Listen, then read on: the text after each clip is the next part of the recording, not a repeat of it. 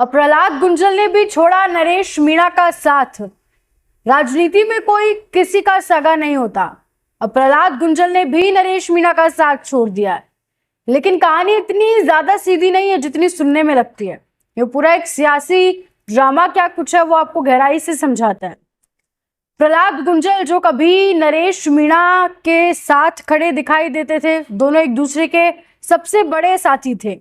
जब नरेश मीणा थप्पड़ कांड में जेल की सलाखों के पीछे थे, तब प्रहलाद गुंजल ने खुलकर उनका समर्थन किया, उनकी रिहाई के लिए आवाज बुलंद की, सड़कों पर उतरे और नरेश मीणा के लिए ढाल बनकर खड़े रहे। लेकिन अब सियासत का रंग बदल चुका है। प्रहलाद गुंजल ने नरेश मीणा का साथ छोड़ दिया है, और वो भी पूरी तरह से। हाल ही में जब प्रहलाद गुंजल डोंगरी बांध के लिए आवाज उठाने पहुंचे तो मीडिया ने उनसे सवाल किया कि नरेश मीणा फिर से जेल चले गए हैं, अब आप क्या करेंगे? क्या उनकी जमानत के लिए वापस आवाज उठाएंगे जैसे आपने पहले उठाई थी? और जवाब में प्रहलाद गुंजल ने क्या कहा?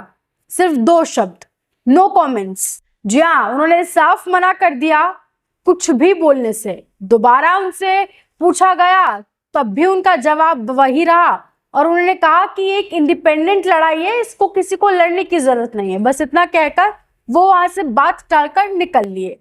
वहीं अगर हम थोड़ा सा पीछे जाएं, इस पूरे सिनेरियो को देखते हुए, नरेश मीणा दोबारा जेल गए, प्रहलाद गुंजल का बयान सामने आए, सब कुछ जो भी हुआ, इससे हम थोड़ा सा पीछे जाएं तो नरेश मीणा जब जेल से बाहर आए थे थप्पड़ कांड के लिए, तो उन्होंने बार बार प्रहलाद गुंजल की तारीफ की, उनका शुक्रिया अदा किया कि मेरे भाई ने मेरा पूरा साथ दिया।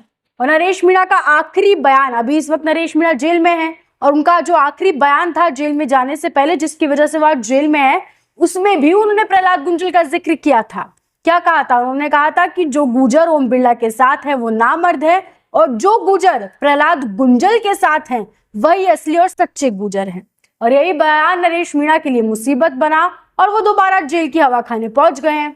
लेकिन अब जब नरेश मीणा को अपने पुराने साथी की सबसे ज्यादा जरूरत थी, प्रहलाद गुंजल, वो कहाँ है? वो पूरी तरह से किनारा कर चुके हैं पूरे मुद्दे से।